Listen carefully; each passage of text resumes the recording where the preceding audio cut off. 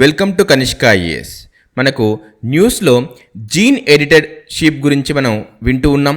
Share ఈ Kashmir university of agricultural science and technology university వాళ్ళు gene edited షీప్ని పుట్టించడం జరిగింది.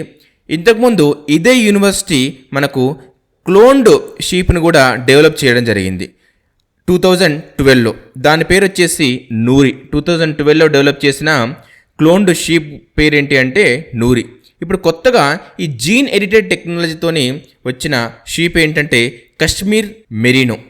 So ఈ విధంగా మనకి ఏంటంటే జీన్ ఎడిటెడ్ టెక్నాలజీ, ముఖ్యంగా ఎంబ్రియో బయోటెక్నాలజీని యూజ్ చేసి మనకు కొత్తగా ఈ జీన్ ఎడిటెడ్ షీప్ని పుట్టించడం జరిగింది. ఇక్కడ మనకు ముఖ్యంగా చూస్తే టెక్నాలజీ ఓరియంటెడ్గా మనకు ఇది చాలా చాలా ఇంపార్టెంట్.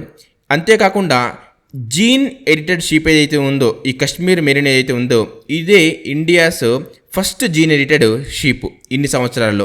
ఇది కూడా చాలా ఇంపార్టెంట్ థింగ్.